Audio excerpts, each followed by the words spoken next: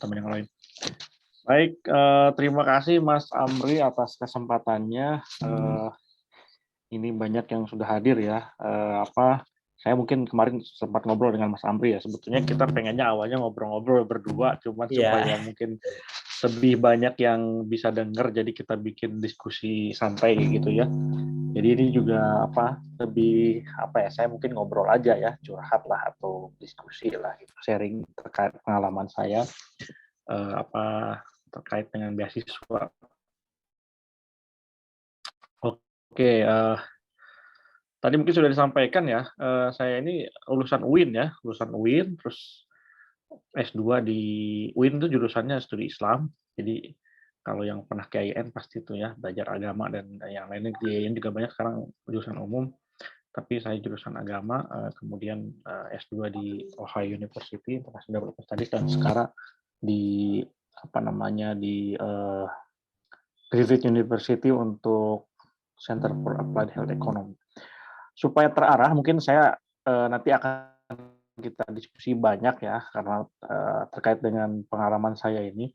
Tapi saya mungkin supaya untuk memberi motivasi, saya sudah menyiapkan satu slide ini sebagai ya penyemangat aja buat kita semua, dan terutama bagi saya ya juga, karena saya juga ini baru mulai nyantri lagi ya, mulai sekolah lagi, kurang lebih seminggu ini saya baru tanggal 7 berangkat, dan ya hari ini minggu pertama. Baik, bismillahirrahmanirrahim. Assalamualaikum warahmatullahi wabarakatuh. Ini materi saya mengetuk pintu langit menggapai beasiswa ya. Jadi memang saya beri judul seperti ini karena ya kalau misalkan tadi ditanya tips dan triksnya, ya ini memang mengetuk pintu langit gitu ya. Trik yang paling utama yang bisa saya share gitu ya. Artinya memang kalau namanya beasiswa itu, saya juga kalau ditanya kenapa bisa dapat beasiswa di Amerika dan di Australia, itu ya ini benar-benar berkah ataupun mungkin yang diberikan kepada saya dari langit gitu ya, dari Allah Subhanahu Wa Taala. Karena memang kalau teman-teman lihat latar belakang saya itu zigzag sekali. Saya studi Islam, studi agama, kemudian ke International Development Studies yang dapat beasiswa Fulbright di Amerika, yang mungkin lebih banyak ke ekonominya juga, lebih banyak ke ilmu sosial ya. Kemudian sekarang ke ekonomi, malah ekonomi kesehatan. Jadi kalau cerita ke yang lain, kok bisa gitu orang orang IAIN ke ekonomi kesehatan. Tapi inilah mungkin mengetuk pintu langit bahwa ya kita banyak-banyak berdoa dan tentunya berusaha untuk menggapai beasiswa. Nah, ini yang kedua, ini justru yang harus diperbanyak lagi, karena beasiswa itu bukan mengejar beasiswa atau kita mencari beasiswa itu tidak seperti menunggu Lailatul Qadar ya. Kalau Lailatul Qadar kita nunggu beribadah di masjid, kalau itu beasiswa kita harus banyak berusaha melakukan banyak hal yang sebetulnya ya mungkin kalau tahu medannya sebetulnya sederhana gitu ya, sederhana saja, tapi ya tidak semua orang mau dan eh, menggerakkan ataupun memiliki tekad untuk mencapainya itu. Nah, ini saya pengalaman saya itu dapat beasiswa di beasiswa Fulbright Scholarship ya, untuk master tahun 2017 sampai 2019. Jurusan saya Master of International Development Studies di Ohio University di kota Athens ya, Ohio. Di situ mungkin kalau yang senior itu lulusan di situ almarhum Buya Safi ya, Buya Safi Marif itu lulusan S2-nya di sana. Kemudian ada Pak Kiki, terus mungkin yang tokoh media itu banyak juga di situ ya. Yang di sini di Ohio University ini sebetulnya kotanya kecil, tapi kampusnya cukup tua gitu, termasuk salah satu kampus pertama di Ohio. Kemudian kalau untuk tips dan pengalamannya, teman-teman sebetulnya bisa cek di sini, Craig Fulbright di danielwk.com, di blog saya itu ada di situ. Jadi kurang lebih ini saya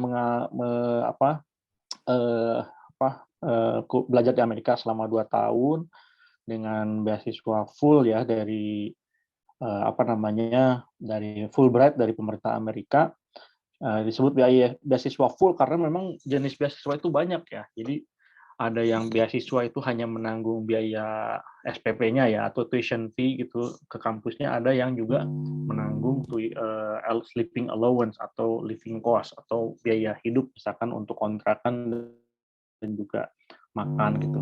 Jadi ada banyak-banyak beasiswa juga yang sebetulnya beredar ya di kampus-kampus luar negeri karena memang untuk graduate studies atau untuk S2 dan S3 itu rata-rata semuanya pakai beasiswa. Beasiswanya ada yang dari internal kampus, ada yang dari negara, ada yang dari multinasional juga. Nah ini saya pengalaman dapat beasiswa Fulbright. Nah ini pengalamannya nanti saya ceritakan di tengah-tengah ya. Jadi untuk mendapatkan beasiswa Fulbright itu sebetulnya panjang perjalanan saya. Tahun 2017 itu sebetulnya saya mulai untuk apply itu tahun 2013 ya, jadi sekitar 3 tahun atau 4 tahun untuk bisa mendapatkan beasiswa ini. Uh, jadi teman-teman saya, jadi ini waktu pemberangkatan, kemudian ini di perpustakaan, ini teman-teman saya satu kelas ada kurang lebih satu angkatan ini ada sekitar ini sebetulnya dua kohort ya. Jadi angkatan 2006 dan 2017 ini. Jadi satu angkatan itu cuma 15 orang di kelas saya. Ini waktu saya wisuda.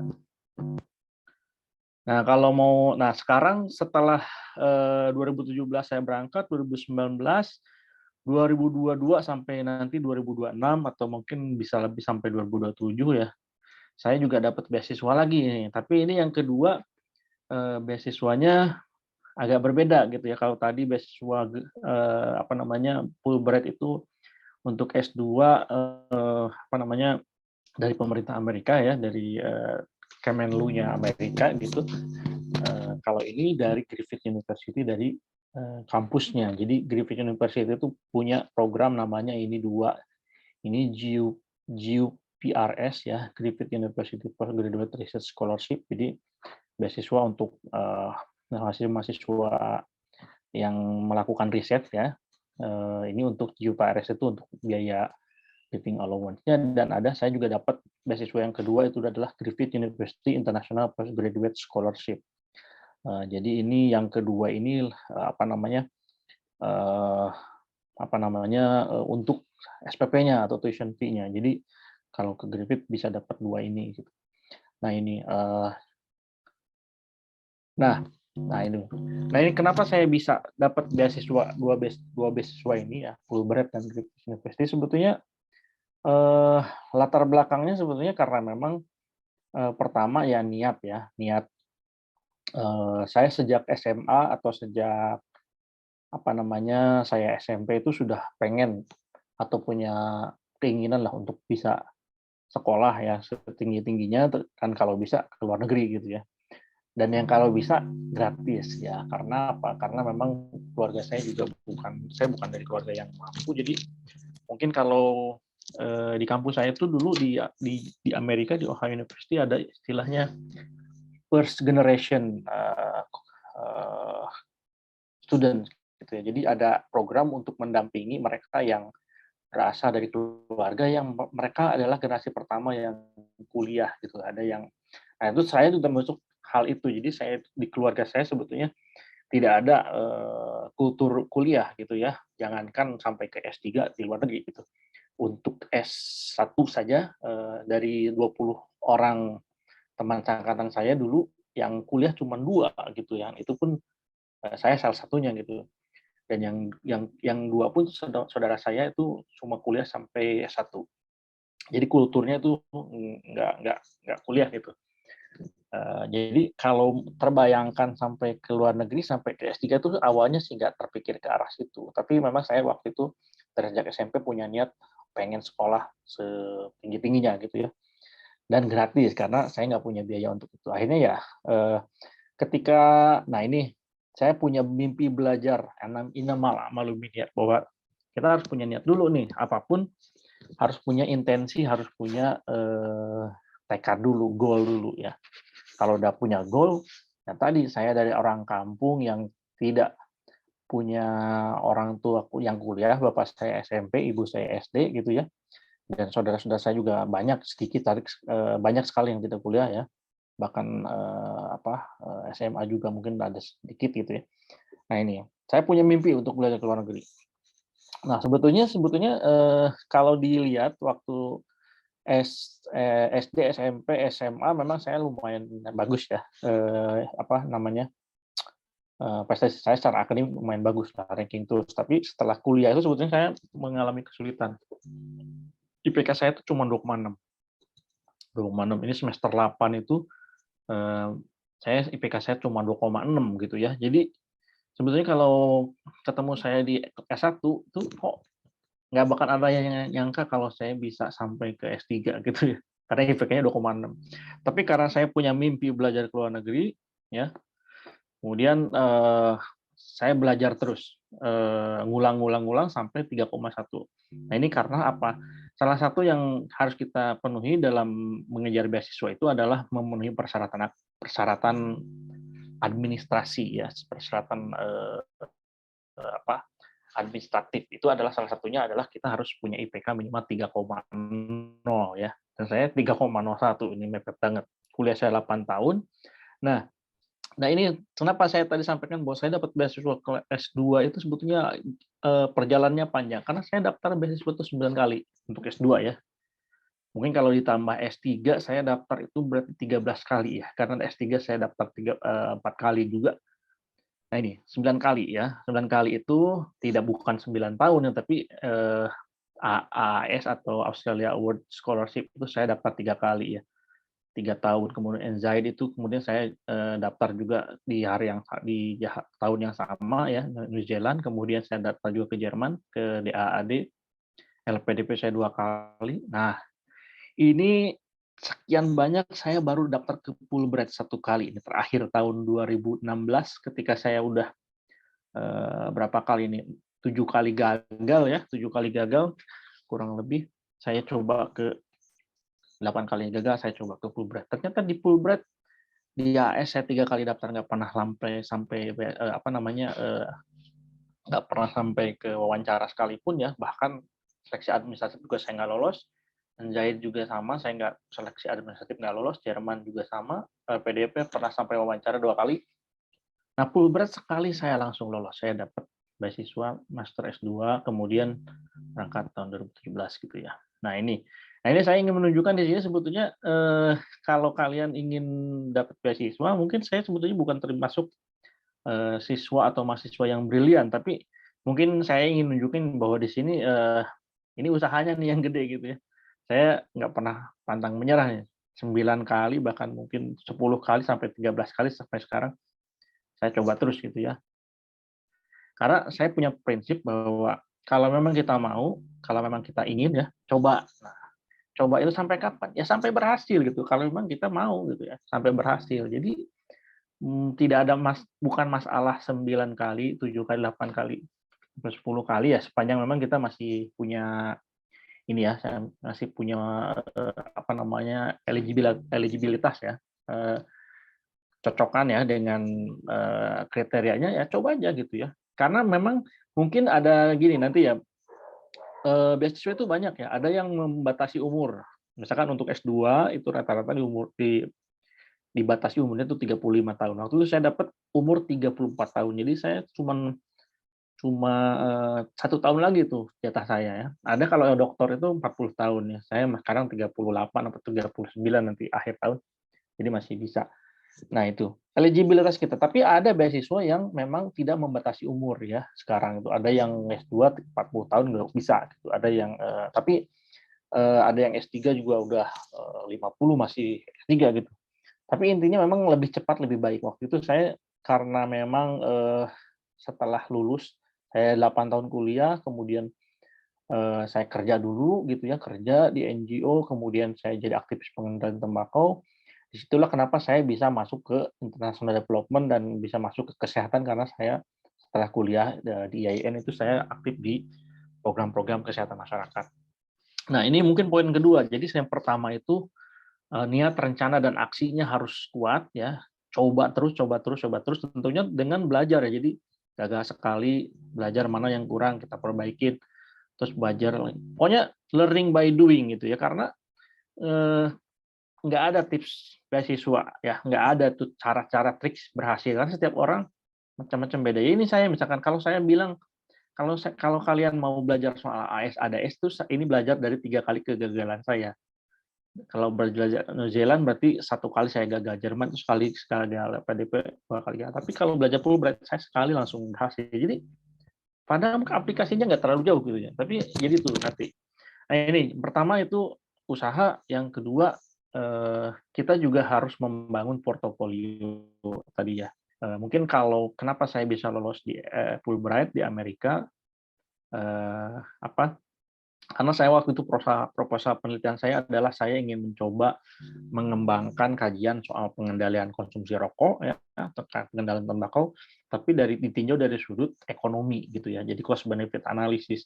Karena waktu itu di dalam advokasi saya pengalaman memperjuangkan pengendalian tembakau, apa namanya, orang itu banyak berdiskusi, berdebat bahwa ini kita mengendalikan rokok mau mempertahankan ekonomi atau mempertahankan kesehatan gitu ya, mau membela ekonomi atau membela kesehatan. Nah itu sebetulnya ada kajiannya gitu ya, cost benefit analysis. Jadi saya ingin belajar itu. Jadi yang saya bangun adalah portofolio karena saya mau lakukan kajian, melakukan advokasi. Jadi ketika saya aplikasi Fulbright, itu orang tidak hanya ngelihat IPK saya yang 3,1 atau saya yang kuliahnya 8 tahun gitu, tapi juga dia ngelihat sebetulnya apa yang sudah saya lakukan selama ini. Saya pernah dorong ada roadmap pengendalian tembakau gitu ya, ikut terlibat juga dalam advokasi PPK 109 dan yang lain-lain gitu ya untuk pengendalian tembakau. Jadi kita sebetulnya nanti karena nanti dalam seleksi beasiswa kita akan ditanya atau disuruh untuk membuat tulisan personal statement dan apa namanya studi objektif. Kita akan membuat 2 esai. Yang pertama itu esai personal statement itu menjelaskan kita selama ini sudah ngapain dan kenapa kita layak untuk dipilih atau diberikan beasiswa gitu ya. Terus studi yang itu esai yang pertama. Kemudian studi objektif. Studi objektif itu adalah kita mau belajar apa dan setelah belajar itu mau dipraktekkan, mau digunakan untuk apa ilmunya. Nah itu. Jadi ini sebetulnya banyak tipsnya tapi nggak saya bikin pointersnya. Jadi ini seperti ini.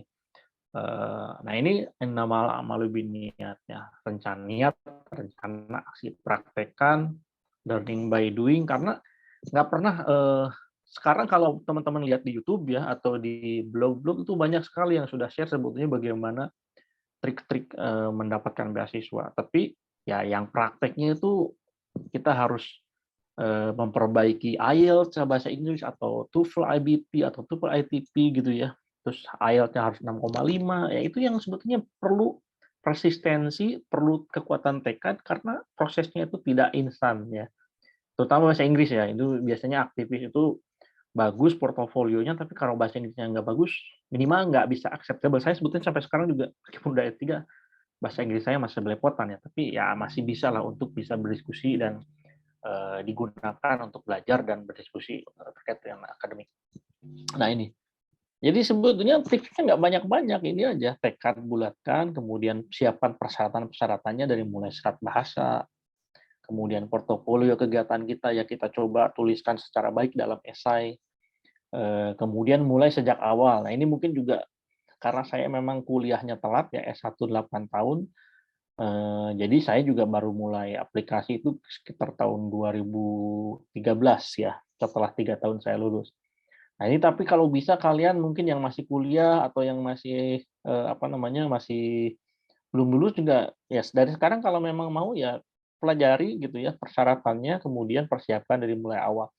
Draft pertama bikin, kemudian konsultasikan, terus perbaiki terus, karena nggak ada yang langsung jadi gitu ya. Jadi mulai sejak awal sedini mungkin. Nah kemudian ini sebetulnya, ini kenapa saya bikin kuning seperti ini daftar, ini sebetulnya pada akhirnya daftar aja.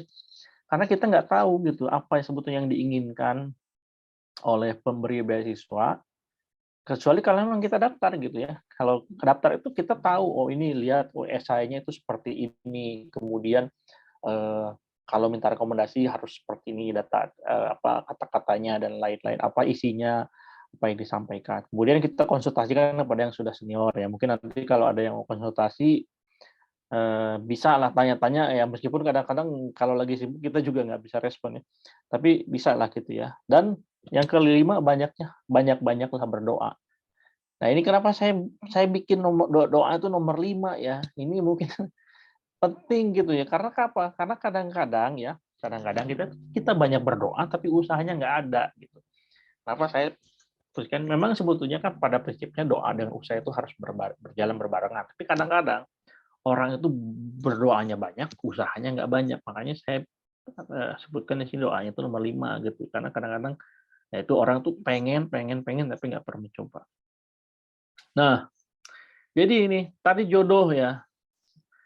Intinya tuh jodoh itu gini, kenapa tadi saya bilang di sini adalah kita apply sebanyak-banyaknya. Tadi pengalaman saya itu sebetulnya aplikasi terakhir tahun 2015 dan 2016 itu aplikasinya kurang lebih sama ya. Yang saya kirim ke LPDP, yang saya kirim ke DAAD, yang saya kirim ke Jerman, yang saya kirim ke New Zealand, dengan yang saya kirim ke Fulbright itu sebetulnya mungkin ada beda dikit-dikit ya, tapi aplikasi ataupun isinya tuh sebetulnya nggak terlalu jauh gitu ya, karena memang saya aktivis pengendali tembakau, saya ingin memperjuangkan kesehatan masyarakat, tapi kenapa di sini diterima, di sana nggak diterima, itu namanya jodoh gitu ya, itu namanya jodoh. Jadi kalau pada akhirnya kita nggak bisa memilih, karena saya sebetulnya dari dulu pengennya ke Australia dari sejak awal ya. Saya tuh pengen ke Australia, ke Australia, ke Australia. Jadi makanya saya daftar 4 kali ke Australia gitu ya. Ternyata jodohnya di Amerika, itu S2-nya ya. Jadi ternyata saya 4 kali daftar ke Australia nggak lolos, nggak pernah lolos administrasi sekalipun. Pas daftar ke Amerika ternyata itu lolos gitu ya. Karena jodoh, kenapa? Ternyata mungkin ya di beasiswa yang lain seperti misalkan di LPDP ya, linearitas, kesesuaian antara S1, S2 dengan S3 itu mungkin dilihat ya, dinilai gitu. Terus kemudian mungkin IPK itu dinilai juga.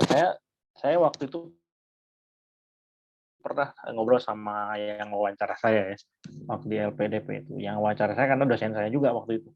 Kamu sebetulnya lolos katanya, cuman IPK kamu kecil. Jadi di LPDP saya dicoret gitu karena di istilahnya diurut gitu ya. Ini yang lolos siapa saja, yang IPK-nya bagus di atas, yang IPK-nya kecil di bawah gitu. Saya termasuk yang kecil di bawah, jadinya nggak terseleksi.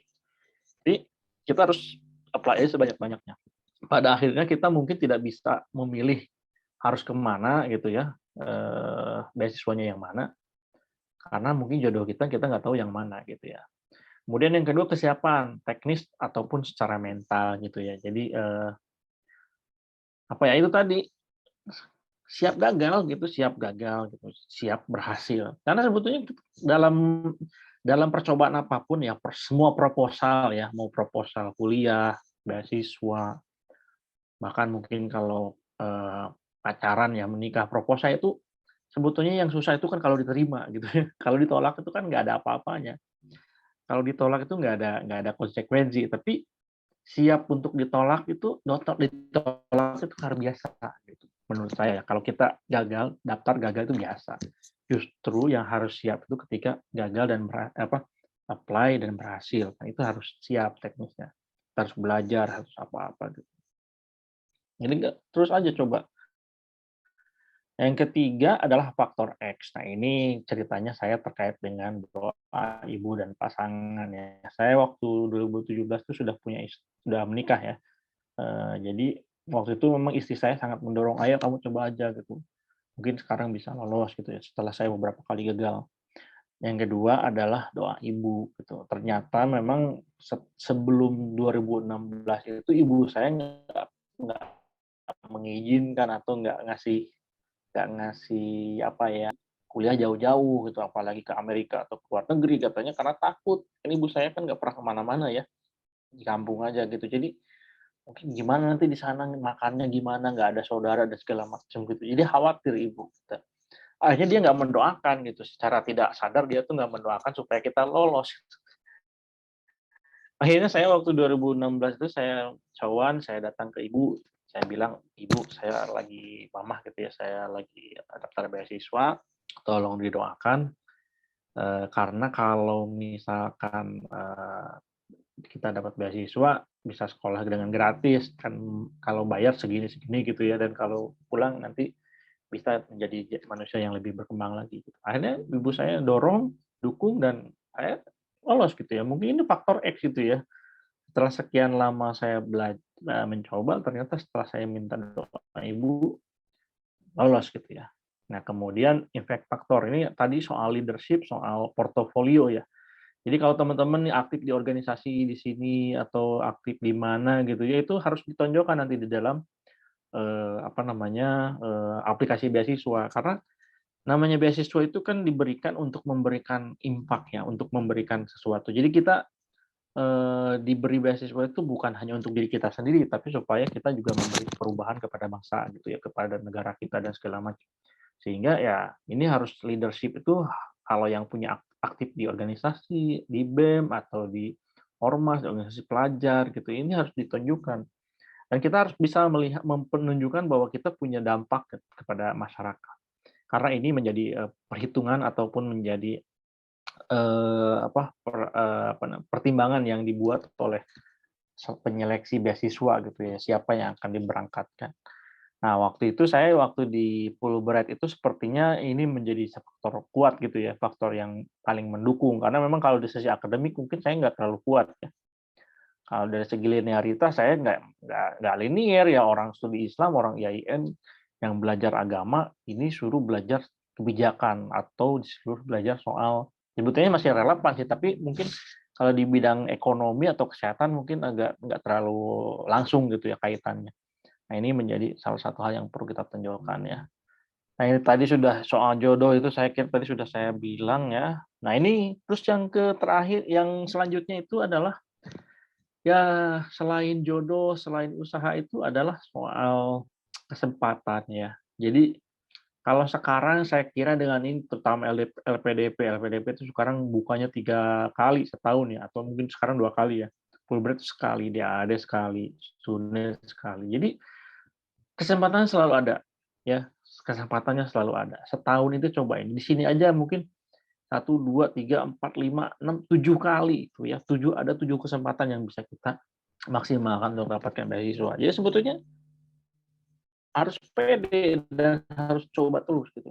Ini bahkan mungkin di sini nggak saya tuliskan beasiswa chevening, udah ada chevening-nya, atau beasiswa yang ke Eropa itu ada yang ke negara-negara yang lain gitu ya. Sekarang ada stipendium Hungaricum, misalkan ke Australia juga ada beasiswa TRIPS gitu ya, ada beasiswa yang lain, mungkin di luar LPDP juga ada beasiswa dosen kalau yang sudah menjadi dosen ya.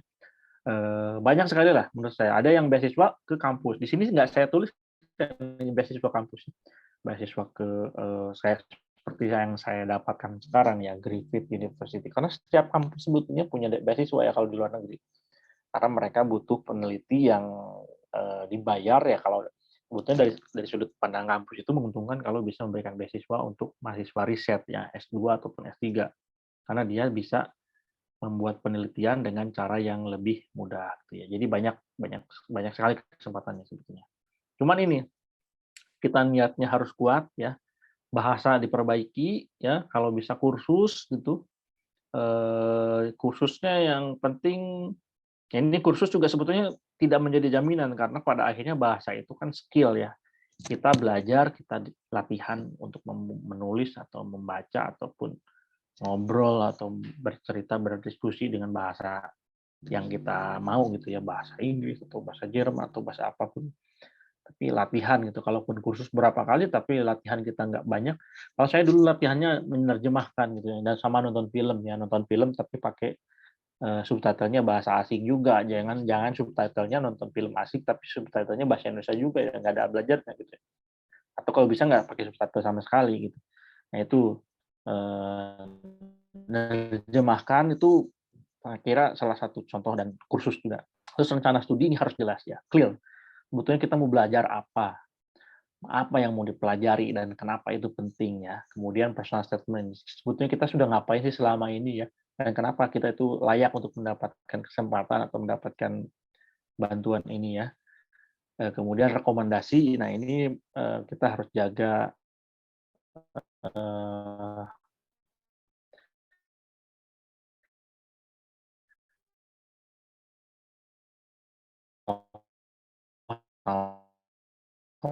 itu ada 2, ada akademik, tokoh yang atau apakah bisa nggak gitu. Saya waktu itu wawancara, "Gimana mau S2?" Bisa jawab gitu ya. Itu pertanyaan yang sulit sebetulnya. Kok S1-nya molor kok mau kuliah ke luar negeri gitu kan, kurang lebih seperti itu ya. Saya jawab aja waktu itu. Ada banyak soal saya kuliah sambil kerja dan macam-macam lah gitu ya. Kita harus jawab lah apapun pertanyaannya. Nah ini. Kemudian aplikasinya ini diperbaiki dan disiapkan jauh-jauh hari. Ini karena saya banyak 9 kali itu sebetulnya saya menyiapkan aplikasi itu bisa sampai 15 kali gitu ya. Karena ada beberapa yang mungkin saya itu agak kurang bagus ya dalam melihat. Sebetulnya aplikasinya kayak tahun kemarin tuh saya sudah siap tuh aplikasi ke LPDP itu udah semuanya. Tapi karena telat submit aja saya nggak jadi submit, nggak jadi aplikasi. Jadi ya itu kegagalan tuh banyak banget gitu ya. Orang cuma lihat saya dapat Fulbright, saya dapat Griffith University gitu. Tapi orang nggak lihat tuh kalau saya tuh daftar tuh berapa puluh kali gitu. Ada berapa puluh profesor yang saya email untuk bisa saya minta jadi supervisor ya. Ada berapa penolak, ada berapa yang nolak, berapa yang menerima. Kemudian saya latihan belajar bahasa. Orang kayak gitu itu nggak kelihatan gitu. Ya itu memang ya itu jalannya memang harus seperti itu gitu.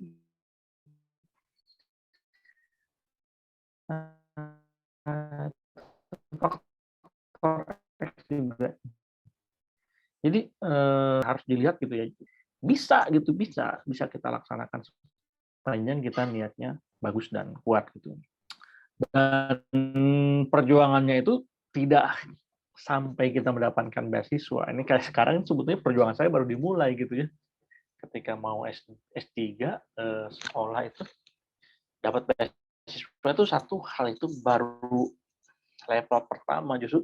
Nanti saya tuh ketika S3 tuh kita punya level 3 level lagi harus kita ikuti gitu. Level early candidate itu kemudian confirmation terus juga sidang ini mempertahankan tesis atau disertasi. Jadi perjalanannya masih panjang gitu ya, 4 tahun lagi. Jadi perjuangan tidak pernah berakhir. Yang paling penting adalah kekuatan usaha mudah di dunia ini, apalagi pasti saingannya banyak, usahanya ya kuat-kuatan gitulah. Ini saya kira nih, nah ini mungkin kalau dari sudut agama ini sebetulnya kan udah jelas ya. Ini yang namanya menuntut ilmu itu akan membuat kita menjadi orang yang lebih bermanfaat, lebih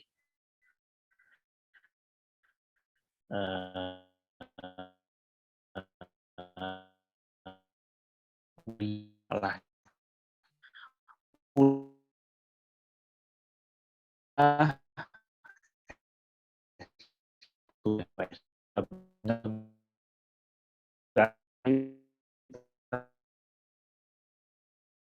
untuk kadang-kadang ini ada banyak orang yang misalkan ketika keluar negeri, kuliah ke luar negeri itu pengen dapat uang banyak.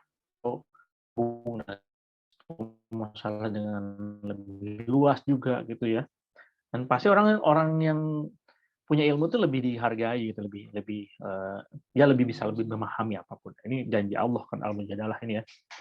Allah akan meninggikan orang-orang yang beriman dan kamu orang-orang yang berilmu pengetahuan beberapa dari yarfa'il ladzina amanu minkum walladzina utul ilma darajat. Jadi orang yang beriman dan orang yang berilmu itu satu janjinya sama itu diberikan kemuliaan. Nah, ini juga ada nasihat dari Imam Syafi'i ini. Tadi sebetulnya ini menegaskan apa yang sudah sampaikan itu di sini bahwa ya kecerdasan itu relatif ya. Semua orang itu kecerdasan emosional ataupun kecerdasan IQ, EQ itu ya ini dihitung di sini gitu ya. Akhi lan tanalul ilma illa bisitatin. Saudaraku, kita tidak akan mendapatkan ilmu itu kecuali dengan 6 syarat ini ya. Syaratnya itu apa nih? Kecerdasannya, kecerdasan baik secara emosional ataupun secara mental ataupun secara intelektual gitu ya. Wahirsin, yang kedua itu apa? Semangat itu ya, pantang menyerah. pokoknya mau 100 kali coba aja gitu. Karena apa? Ujung dari usaha itu berhasil gitu. Kita coba terus sampai mana? Sampai kapan? Sampai berhasil gitu, bukan sampai capek. Capek itu bukan batas gitu ya. Wajtihadin dan bersungguh-sungguh gitu ya. Kaki di kepala di kaki gitu ya. Kita cobakan apa yang bisa kita punya. Istilahnya kita keluarkan semuanya gitu ya. Wadirhamin. Nah ini tentunya, nah ini beasiswa di sini nih. Karena menuntut ilmu itu perlu bekal, perlu lihat besarannya ya. Hidup di Amerika itu kontrakan itu sangat mahal ya, di mana-mana di sini juga. Dulu saya bayar kontrakan itu di Amerika $350 sampai $650 atau kurang lebih 4 juta sampai 7 juta untuk kontrakan doang gitu ya. Kalau pakai uang sendiri kan dari mana gitu ya. Belum living cost yang lain. Tapi kalau dapat beasiswa ditanggung. Biaya S2, S1 itu S2, S3 itu di negara-negara maju ya seperti Australia, di Amerika ataupun di mana-mana itu berkisar kalau bayar itu antara 500 sampai 500 juta sampai 1,5 M ya untuk satu program. Nah ini dirhamin ini kita nih perlu cari karena ini mungkin kalau yang punya beasiswa mama papa atau punya orang tuanya kaya mungkin bisa gitu ya. Tapi kalau yang yang kita mungkin bukan orang yang mampu, bukan orang yang punya duit, sebetulnya kita bisa dengan beasiswa ini ya. Wah, sobat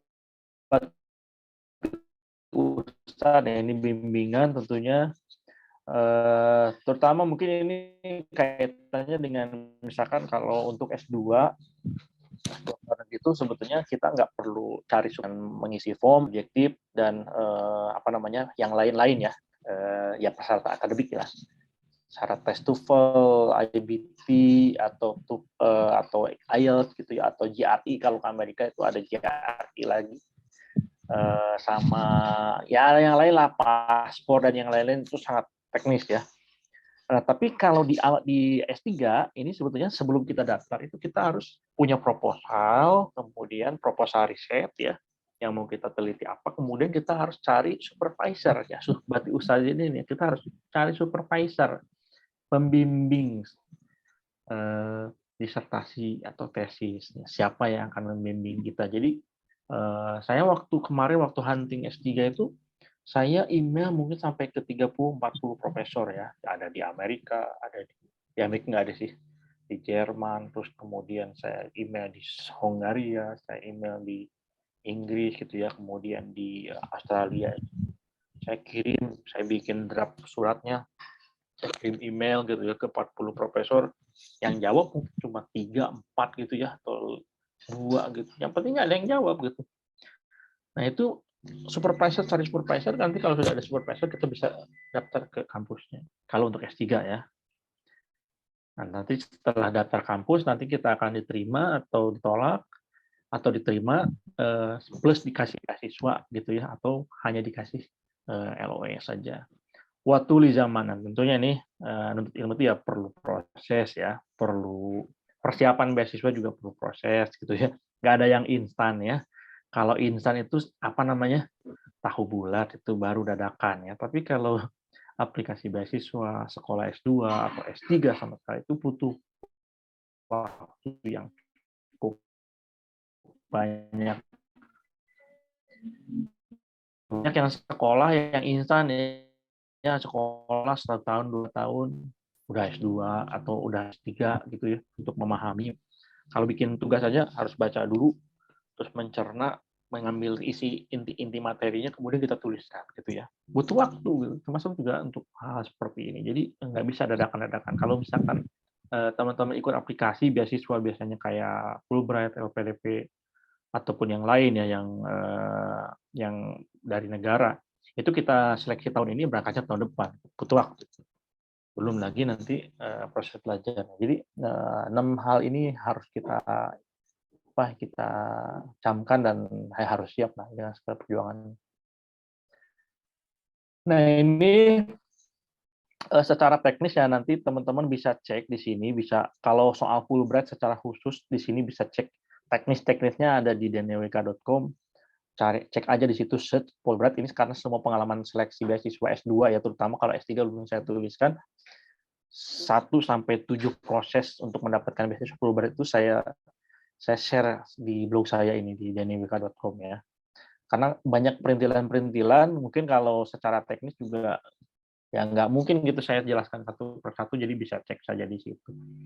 Nah ini mungkin ini poin terakhir, man sobaro dzofiro, siapa yang sabar, siapa yang mau ngebadanin, ngelakonin gitu ya, pasti dia akan sampai ya. Man saro ala darbi wasola, siapa yang jalan atau menyusuri ya, jalan yang harus disusuri itu ya dia pasti akan sampai gitu. Jadi semuanya pada akhirnya orang yang dapat beasiswa itu bukan hanya karena pintar saja, banyak orang yang pintar tapi nggak bisa dapat beasiswa gitu.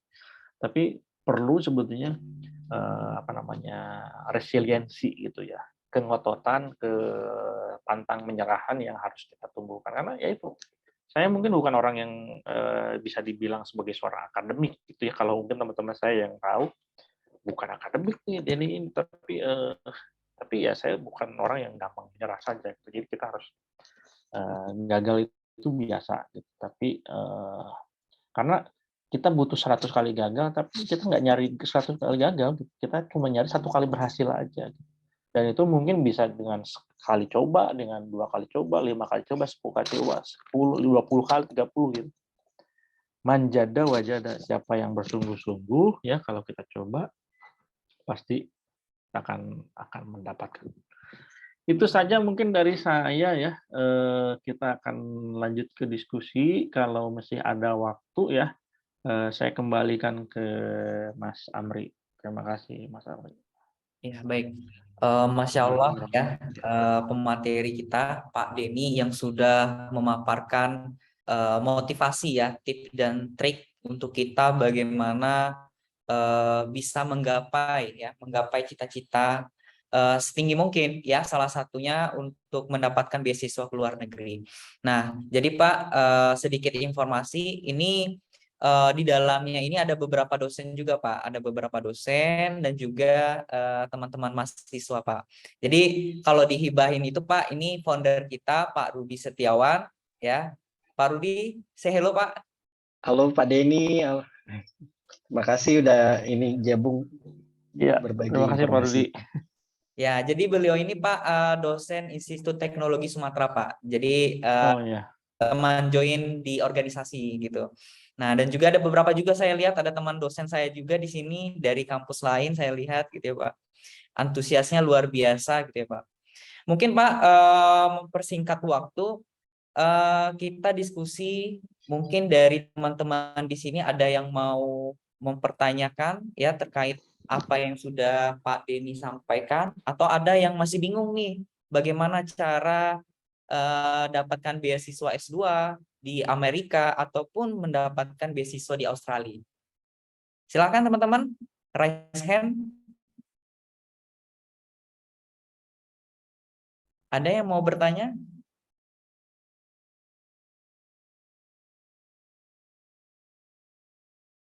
Oke, silakan. Saudara RN nih. Nah, coba silakan ngomong aja nggak apa-apa.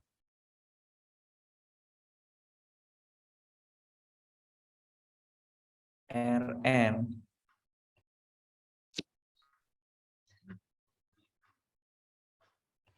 Oke, silakan. Saya bukan, Pak. Oh ya, Saya ada ya juga. soalnya saya lihat dari raise hand-nya dari ini tadi dari kolom Oh, chat. Baik, silakan baik. Mbak Rohima Novia Ulfa, silakan Mbak. Baik. Assalamualaikum warahmatullahi wabarakatuh.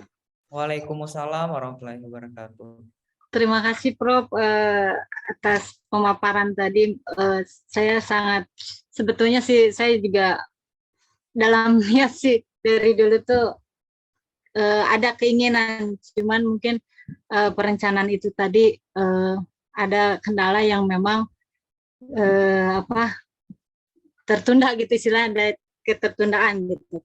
Saya juga sekarang ini S1 kan awalnya itu administrasi negara, sekarang menjadi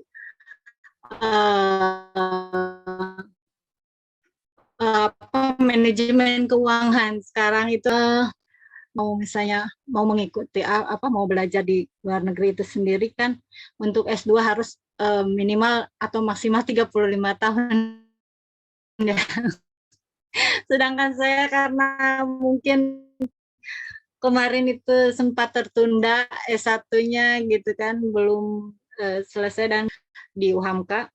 Jadi saya mungkin satu persatu gitu benahi ini, tapi dengan rencana nggak wallahu alam, tapi ya dengan rencana ini saya sih sebetulnya ada keinginan sih kalau misalnya S2-nya gitu, tapi tidak tahu apakah itu bisa masuk kepada kriteria dan memang mungkin hal satu lagi mungkin yang lebih untuk diutamakan mungkin untuk bahasa dulu kali ya bagaimana gitu. Mungkin itu. Terima kasih. Wassalamualaikum warahmatullahi wabarakatuh.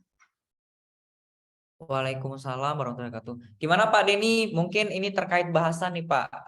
Kalau secara tidak langsung ya, mungkin Mbak Rohima minta tips ya. Bagaimana sih supaya ini kalau kendala bahasa Inggrisnya nih gimana nih cara ningkat ini? Iya, terus kan Ya. dari sisi umur kan katanya kan Ya. berpengaruh Ya, Bu. juga gitu. Ya, Dan umur. kan Bapak juga bisa dari jurusannya itu bisa ke ekonomi gitu, istilah ekonomi kesehatan gitu. Jadi gimana, saya juga kan administrasi negara yang politik menjadi manajemen keuangan gitu kan, jadi ke ekonomi juga gitu. Nah bagaimana seperti itu, sedangkan saya juga kebetulan saya di lembaga konstitusi gitu. Nah bagaimana menurut pendapat Bapak, apakah misalnya dengan hukum bisnis itu bisa masih bisa berhubungan juga dengan lembaga konstitusi yang tempat saya kerja, yaitu mungkin. Wassalamualaikum. Waalaikumsalam. Silakan Pak Denny. Langsung aja ya Mas Amri ya. Ya, langsung aja Pak. Baik, terima kasih Bu Rohima. Bu Rohima dosen di UHAMKA juga berarti ya? Saya mahasiswa Pak. Oh, Belum jadi mahasiswa. dosen. Oh iya, siap Bu. Pertama gini Bu, tadi saya sampaikan memang kalau yang 35 dan 40 itu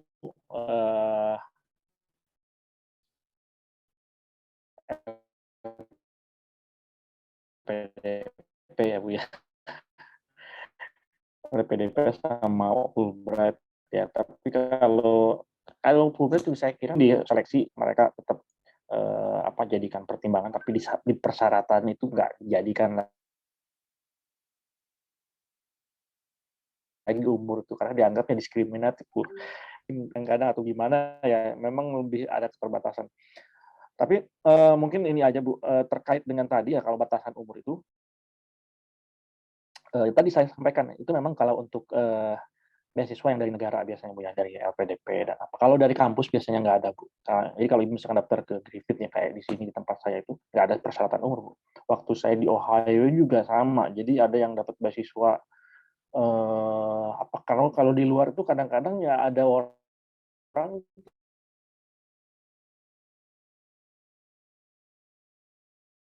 yang 50 tahun baru masuk S2 gitu ya. Artinya kesempatannya ada gitu menurut saya.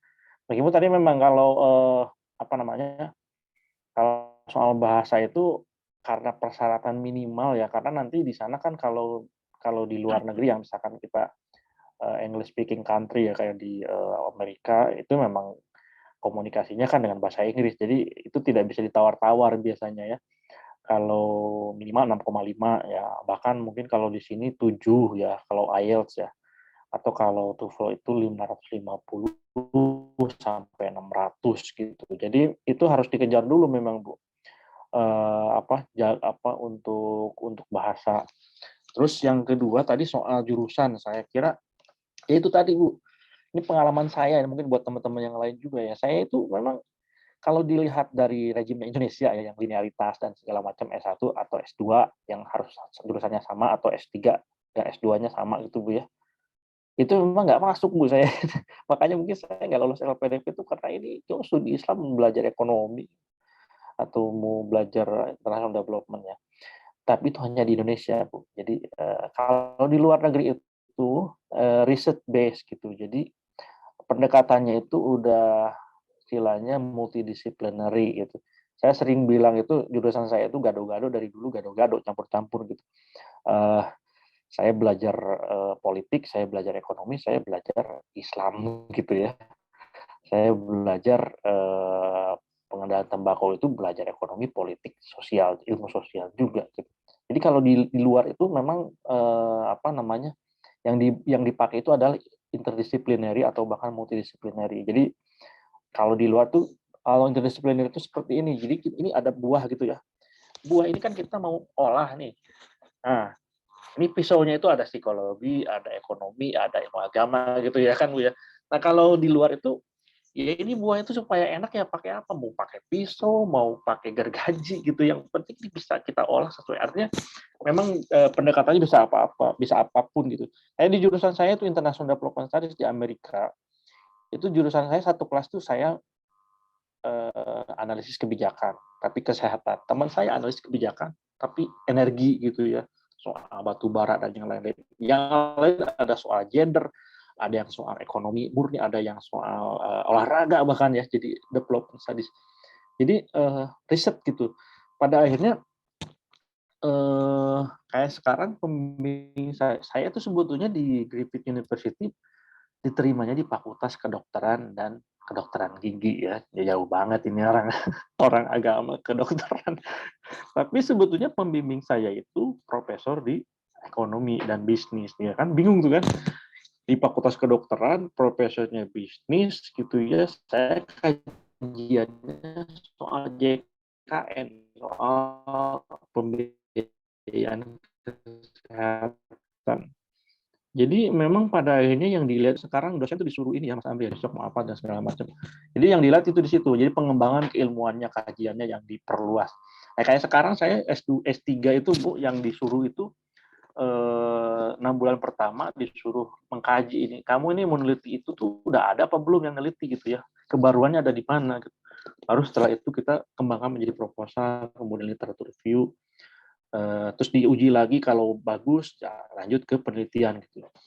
Tidak dilihat latar belakangnya apa gitu. Jadi maksudnya itu penting mungkin ya. Jadi kayak saya dilihatnya itu jurusan bukan jurusannya tapi lebih ke kamu pernah meneliti apa gitu dan kajian seperti apa. Jadi kalau kita itu masih ada yang jurusan kalau satu jurusan kalau dia bukan IPA nggak bisa masuk gitu ya. Kalau dari IPS ke IPA nggak bisa nyebrang gitu atau sebaliknya. Nah, kalau di luar negeri sepertinya sih bisa gitu karena pengalaman saya waktu di Amerika itu ada tahun ketiga ya S1 ya. Tahun ketiga S1 itu mereka ada mayor sama minor ya. Jadi orang psikologi bisa loncat ke jurusan lain dan segala macam. Jadi dia ketika lulus itu bisa ada beberapa cabang yang bisa dikembangkan sesuai dengan minatnya masing-masing. Mungkin itu sih Bu kalau dari saya ya. Tapi jangan menyerah dan dicoba aja gitu. Mungkin bukan melalui LPDP ataupun yang memang ada syarat umur ya, tapi kalau ke kampusnya langsung sepanjang mungkin kita punya proposal yang menarik gitu bisa dapat gitu menurut saya sih. Itu saja mungkin Bu. Baik, terima kasih Pak. Baik, terima kasih Bu Rohima. Ada lagi nggak teman-teman yang mau bertanya dengan Pak Denny? Silakan, raise hand. Ini saya lagi mau mantau ya Pak. Ada Ini Mbak kalau di Cici sana tadi lagi ada jam berapa Pak? Kalau di sana jam berapa Ini Pak? sudah jam 11 nih kalau di sini.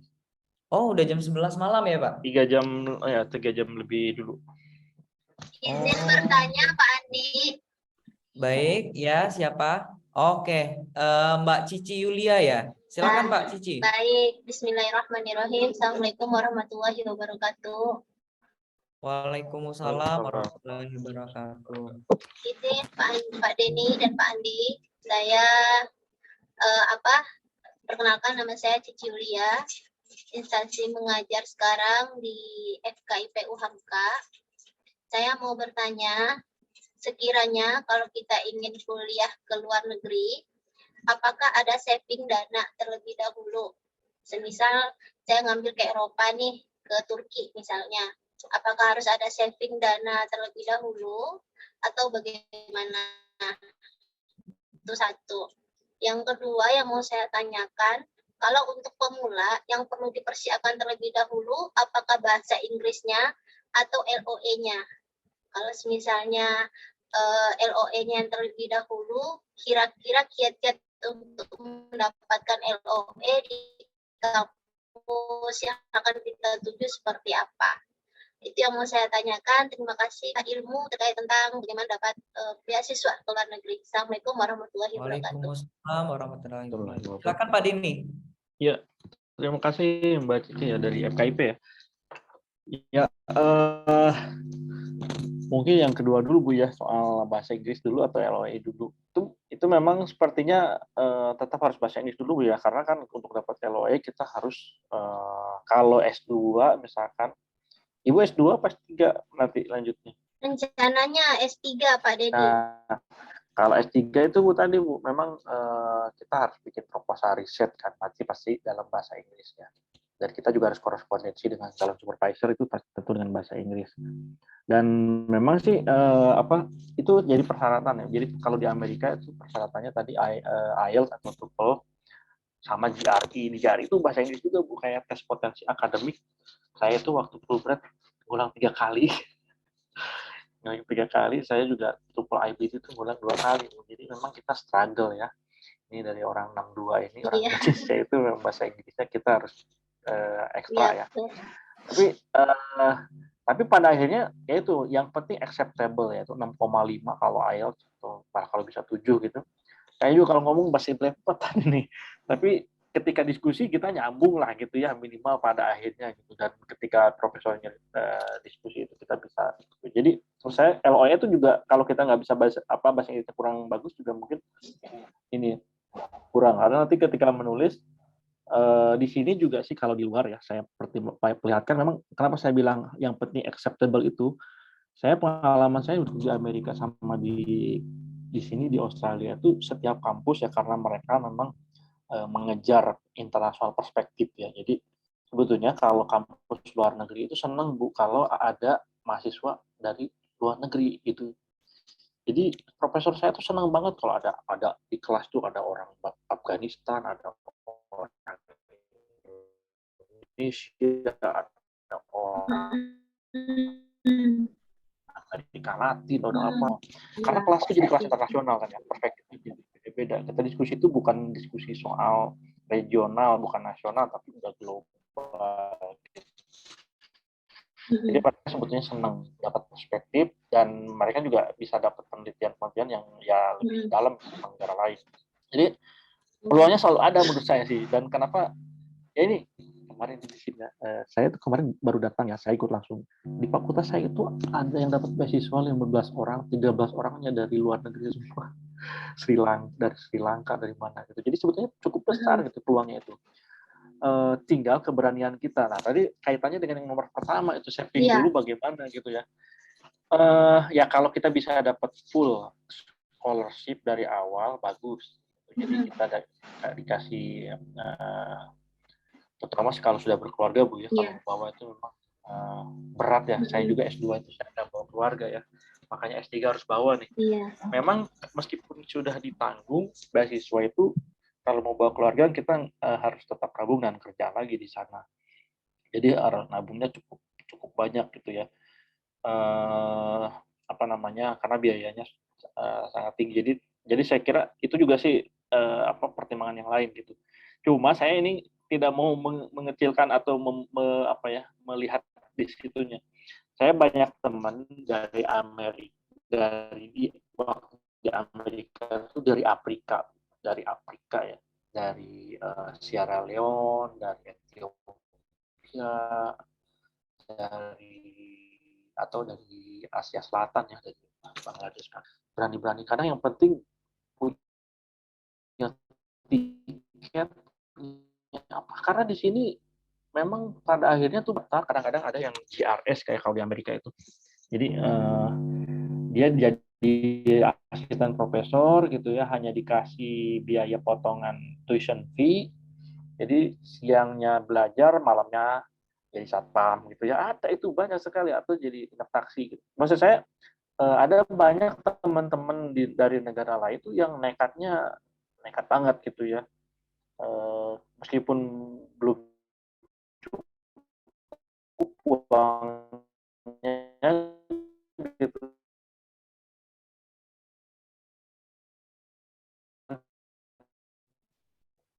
Nah, itu memang mungkin tidak kita jauh juga ya kalau ke Amerika itu. Kalau ke Australia mungkin lebih dekat dan lebih banyak juga orang Indonesia di sini. Saya kira sih pada akhirnya memang kalau saving-nya, dananya kita butuh banyak dana sih Bu memang. Karena kayak di Australia itu kan kita ada, kalau di ekonomi itu ada purchasing power parity ya. Ya nilai tukar beda ya. Jadi $1 di sini kan 10.000 di kita gitu ya, atau $1 Amerika 15.000 di kita gitu kan. Pasti uang yang kita bawa pun itu minim ya, kalaupun kita bawa uang banyak. Belum lagi untuk belajar, untuk bisa gitu ya. Kita harus menunjukin uang dan segala macam. Ya banyak sih caranya gitu ya. Saya nggak pinjam ke yang lain atau bagaimana gitu. Cuman tentu kalau lihat ke sananya sih ya memang struggle ya. Tapi selalu ada jalan menurut saya sih selama kita tadi. Memang pada akhirnya itu tadi, ini ujian mental gitu ya.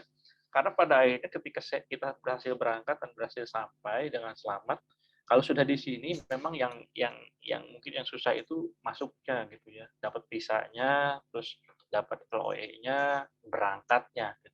Kalau sudah sampai sini Bu, insya Allah lah gitu ya. Ada ini kan, ada ayat Quran kan yang bilang kan kalau kita kemanapun gitu pasti dikasih rezekinya ya, itu nggak tahu min haitsu la yahtasib, sepanjang kita berusaha gitu ya. Nah, itu teman saya tuh di situ orang Afrika itu satu kamar 3 orang, 4 orang gitu ya, mereka umpel-umpelan gitu. Bisa aja gitu ya bertahan hidup gitu, ada yang bawa keluarga juga dan segala macam. Artinya memang ya itu tadi, ini perjuangan gitu ya. Di sini juga kita pasti harus prihatin gitu. Cuman ya pengalamannya sebanding lah menurut saya dengan apa yang harus kita perjuangkan. Itu aja sih Bu. Ini saya nggak bisa jawab apa-apa nih ya, tapi mudah-mudahan jadi semangat aja. Iya Bapak, makasih banyak Pak. Kira-kira kalau untuk ini mohon maaf Pak Andi nanya lagi. Kira-kira itu ya? untuk Silakan Bu, silakan. Kira-kira untuk belajar tes IELTS, saya agak khawatir di IELTS Pak, karena saya belum pernah belajar IELTS. Kira-kira untuk di Indonesia itu yang IELTS yang readable, yang bisa kita belajar kah atau kursus kah, itu di mana ya kira-kira? Yang efektif, efisien dan murah. Kalau bahasa Inggris Bu, bahasa Inggris itu pada Ya. kita tergantung proses belajar kita ya, prosesnya kita belajarnya bagaimana gitu. Maksudnya begini, kalau kita mau proses di Wall Street ya, 20 juta, 20 mendingan misalkan di lembaga bahasa UHAMKA ya, tapi kitanya serius gitu, sama aja gitu. Karena pada akhirnya sebetulnya kursus itu untuk kita dapat tandem, dapat teman belajar dan yang lain-lain. Saya waktu itu memang waktu persiapan S2 itu saya kursus di UI waktu itu, karena rumah saya di Depok ya, 1,5 juta gitu. 3 bulan, ya alhamdulillah lah naik lah gitu ya, IELTS saja gitu yang writing-nya. Iya. Tapi ya itu Bu, pada akhirnya kursus itu hanya membantu dan men-trigger aja. Kalau saya sih tadi menyarankan ya, kalau IELTS itu sepertinya sih ya yang mantap itu kalau kita menerjemahkan dari Inggris ke bahasa atau bahasa ke Inggris. Mungkin untuk speaking-nya nggak terbantu, tapi karena gini Bu, kan di IELTS itu kan kita di tes itu kan bagaimana sebetulnya pada akhirnya kan itu simulasi bagaimana kita belajar di sini kan. Iya. Tadi analisa tulisan gitu ya, di mana ide pokok dan segala macam. Jadi kita readingnya digenjot gitu, terus juga writingnya digenjot juga. Mungkin speaking nggak dapat ya dari menerjemahkan, tapi dengan menerjemahkan itu kita dapat vocabulary, kita dapat reading comprehension gitu ya. Sama juga kita writing, karena kan mungkin menerjemahkan dari Inggris ke bahasa atau bahasa ke Inggris gitu, bolak-balik. Jadi saya kira kalau dulu sih saya diajarkan sama senior saya dulu seperti itu salah satu caranya lah gitu ya. Mungkin cukup 1 halaman atau setengah halaman sehari gitu ya. Mungkin kalau dulu sih saya merasa ada perkembangan nilainya gitu ya. Iya. Cuman yang lainnya sih memang ya bahasa itu nggak bisa instan ya, nggak bisa harus terus dipakai ya namanya juga. Mungkin baca kalau di yang lain itu ya kita baca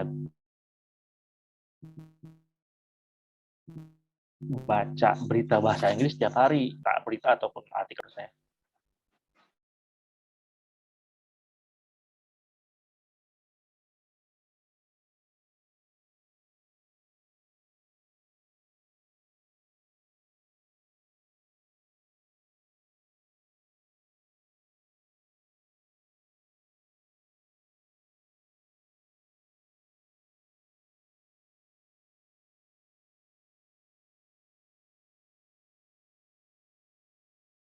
S3, saya udah ikut tes TOEFL dengan tes bahasa Arabnya. Nah, tetapi yang beda itu tes TOEFL dengan tes bahasa Arabnya kita disuruh untuk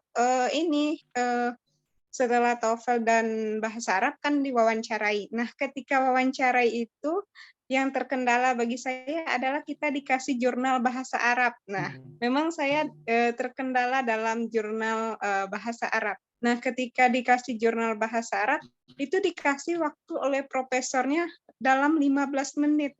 Coba kamu lihat ini jurnal bahasa Arabnya, kemudian kamu jelaskan ke saya apa maksud dari jurnal tersebut. Akhirnya saya no comment karena juga nggak bisa jawabnya karena nggak ada sakalnya juga. Terus saya bilang, aduh, mohon maaf Prof, mungkin kalau untuk bahasa Arab saya belum bisa, akhirnya gugur saya di UIN. Nah, sebenarnya kriteria kita untuk lulus itu seperti apa? Kemudian yang kedua, ketika saya tes di UMS, nah gitu saya disarankan oleh Pak Buyamin untuk masuk ke UMS. Nah, ketika saya masuk di UMS, diuji oleh profesornya. Yang anehnya pas di UMS saya pas diuji itu terkait tentang masalah tarjih kita semuanya. Jadi sebenarnya kriteria pemberian beasiswa ini dari suatu lembaga pendidikan itu sebenarnya kriterianya seperti apa dan mahasiswa yang seperti apa yang mendapatkan apresiasi kriteria seperti itu. Begitu ya Pak, terima kasih. Baik, terima kasih Pak Ibu Ade. Pertanyaan luar biasa nih Pak. Silakan Pak Denny. Terima kasih Bu Ade. Pernah aktif di IPM juga ya Bu Ade? Karena waktu Bang Dinil jadi PW IPM Sumbar. Wah, ya, Sumbar ya. Ya, terima kasih salam juga buat Mas Dinil. Baik, tadi pertanyaannya kriteria. Ini kriteria itu pada akhirnya itu subjektif kelembagaan Bu ya, maksudnya tergantung lembaganya masing-masing. Tadi mungkin seperti pengalaman saya tadi Bu, di Fulbright saya langsung lolos gitu ya Bu Ade ya, tapi di LPDP saya nggak pernah lolos gitu. Di AS nggak pernah lolos juga mungkin karena pasti setiap beasiswa itu ada misi ya. Misalkan kalau kayak AS itu ada kriteria geografik. Kalau misalkan yang dari Indonesia Timur boleh 5 misalkan atau boleh 6 kalau nggak salah 5 kalau kecil ya. Boleh 6 IELTS-nya, tapi kalau dari luar Indonesia Timur harus 6,5 misalkan. Jadi memang ada preferensi dan ada kriterianya masing-masing dan tidak akan sama sih, apalagi ini UMS misalkan dengan UIN tadi Bu ya, yang satu negeri satu Muhammadiyah misalkan swasta, itu pasti kriterianya akan berbeda dengan yang lain. Memang sih semua beasiswa menurut saya kita harus baca latar belakang beasiswa itu diberikan untuk mendapatkan apa. Misalkan kayak tadi seperti di Muhammadiyah mungkin ya pasti ya mungkin kalau studi Islam Ibu ya Bu Ade agama Islam ya. Pendidikan agama Islam. Pendidikan agama Islam. Nah, itu pasti ya ketarjihan atau ya studi Muhammadiyahnya yang akan diprioritaskan gitu. Kalau misalnya kita punya proposal yang menarik soal Muhammadiyah, itu kemungkinan besar ya bisa lolos. Kalau ke UIN, misalkan tadi karena mungkin saya juga alumni UIN ya, jadi ini mungkin akan studi kajian Islamnya pasti harus bisa menguasai bahasa Inggris dan bahasa Arab karena timur dan barat harus dipelajari gitu ya. Nah, jadi akan sangat tergantung Bu, ya, tergantung ya kita harus pelajari gitu. Karena itu akan berpengaruh tadi ke misalkan apa namanya? Karena biasanya sih yang kalau kriteria mungkin bisa beda-beda, tapi upaya atau metode menyeleksi itu biasanya sama. Tadi misalkan seleksi bahasa, ya di mana-mana seleksi pasti bahasa. Kalau bahasa Arab, TOEFL, kalau bahasa Inggris, TOEFL atau IELTS gitu ya. Kemudian yang kedua seleksi substansi ya, dengan esai gitu ya. Esainya bisa 2, 3, bisa 1 gitu. Nah itu biasanya metodenya sama gitu ya. Nah ini terutama yang kedua ya, kalau yang pertama kan jelas ya kriterianya parameternya itu kalau 6,5 ya semua 6,5 sama gitu. 7 sama 7. Tapi kalau esai itu tadi akan tergantung kepada apa namanya latar belakang beasiswa itu dibuat Bu ya. Makanya misalkan ya kita mau beasiswa apa dulu nih ya, kita harus cek itu penjelasan beasiswa itu kriteria yang dicari itu seperti apa gitu ya, atau diarahkannya kemana di latar belakangnya, atau biasanya ada kalau di AAS itu ada area ya, area atau sektor yang menjadi prioritas, misalkan development atau kesehatan gitu ya, atau STEM dan segala macam. Nah itu esai yang kita buat bisa diarahkan ke situ gitu. Makanya kalau misalkan ada beberapa teman yang bikin tips ya, kalau misalkan mau AS misalnya, AS itu daftar AS kita harus baca juga tuh gimana sebetulnya perjanjian bilateral antara Indonesia dengan Australia. Itu Australia dan Indonesia tuh MOU-nya apa sih gitu kurang lebih ya. Biar ketika kita bikin esai atau proposal itu ada kita bisa sambung-sambungkan gitu supaya sesuai dengan yang mereka cari. Gitu. Memang ya harus ya namanya juga kita melamar ya supaya ada kecocokan antara kita dengan pemberi beasiswa, kita mungkin harus menyesuaikan dengan yang ini. Dan mungkin sama juga dengan beasiswa yang dibuat di kampus Bu ya. Jadi kalau misalkan di kampus luar atau mungkin di Indonesia juga banyak sih sekira beasiswa yang berdasarkan project gitu ya. Jadi misalkan ada teman yang dia sebetulnya kesehatan, misalkan dia maunya public health, soal rokok. Tapi ternyata di sekolah tersebut itu ada profesor yang punya project soal diabetes misalkan. Ya dia harus apply ke situ kalau mau diterima karena dananya ada untuk diabetes, misalnya produk diabetes misalnya. Nah, itu kurang lebih seperti itu. Saya kira ini apa sama di mana-mana bisa kita lakukan seperti itu gitu. Dan ketika kita membuat esai ataupun ini mungkin sih bisa juga kita coba ini Bu, kita coba klarifikasi gitu ya. Misalkan ada panitianya, ada panitia seleksinya, ini maksudnya arahnya kemana gitu ya. Mungkin sebelum kita aplikasi, sebelum kita membuat esai bisa memperjelas atau mengklarifikasi sebetulnya apakah yang dimaksud dengan area prioritas itu sesuai dengan yang kita pahami atau tidak gitu, supaya relevansi proposal kita, relevansi aplikasi yang kita buat sesuai dengan yang diinginkan oleh pemberi beasiswa. Gitu sih mungkin Bu dari saya. Baik Pak, terima kasih. Ya. Terima kasih Bu Ade. Nah, Bapak ini di kolom chat ada pertanyaan juga dari dosen UIN Bandung ya, dari Bapak Zulmi. Terima kasih materinya Pak Denny sangat menginspirasi sekali. Izin bertanya, untuk prosedur mendapatkan target supervisor itu bagaimana ya Pak? Lalu apa tipsnya supaya komunikasi kita itu diterima dengan baik oleh supervisor terkait? Jazakumullah. Gimana Pak? Jelas pertanyaannya Pak? Ya, jelas. Ya, Ya, silakan, Pak Zulmi ya. Pak Zulmi dari ini apa? Fakultas apa? Pak Zulmi ada?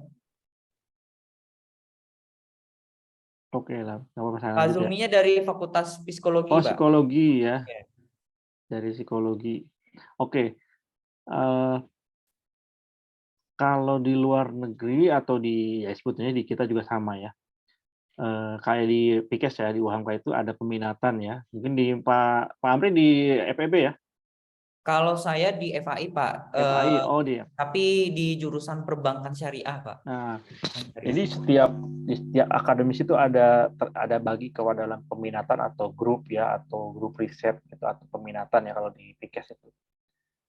Atau kalau di sini di Australia itu disebut hub ya. Jadi kajiannya apa gitu ya. Itu biasanya satu dosen yang memiliki kajian yang sama mirip itu dikumpulkan di grup itu atau di hub itu gitu. Nah, ini keluar juga sama sih. Saya kira mungkin di psikologi juga. Karena psikologi itu kalau di luar saya nyambungnya itu kemana-mana ya Pak Julmi ya. Saya ada teman itu PIKES ya, Mas Big ya, Mas Bigwanto itu mantan wakil dekan PIKES UHAMKA. Beliau kan PIKES. Tapi karena lebih ke promosi kesehatan gitu ya, itu dapat S3-nya di Fakultas Psikologi gitu. Jadi psikologi itu bisa nyambung ke ekonomi, bisa nyambung ke politik, bisa nyambung ke kesehatan, bisa nyambung ke mana gitu. Makanya sebetulnya yang harus kita cek itu adalah expertise ya, expertise dari profesornya itu atau calon profesor kita itu. Jadi misalkan Mas Julmi mau, Pak Julmi atau Mas Julmi nih mau neliti soal apa. Kayak saya contohnya ya, saya mungkin bercerita aja nih pengalaman saya ya, biar nyambung gitu ya. Saya kan penelitian saya di S3 itu terkait dengan pembiayaan kesehatan. Kebijakan kesehatan khususnya adalah pembiayaan kesehatan, gimana program kesehatan itu dibiayai, didanai gitu ya, budgetnya dari mana. Nah, saya fokuskan lagi ke JKN gimana cara supaya nggak defisit dan macam-macam. Nah, itu saya cari profesor yang pertama punya penelitian soal pembiayaan kesehatan ya, atau punya pembiayaan soal JKN, Universal Health Coverage ya, atau punya kebijakan atau punya penelitian soal financing gitu ya, state financing gitu ya, pembiayaan program public policy financing gitu ya, seperti itu. Jadi saya bisa macam-macam. Jadi saya dapat, nah gimana cara nyarinya gitu ya. Nah, pertama yang paling umum mungkin bisa kita lihat dari Google Scholar aja atau dari jurnal-jurnal. Siapa sebetulnya profesor yang penulis tentang itu gitu ya, dari jurnal itu.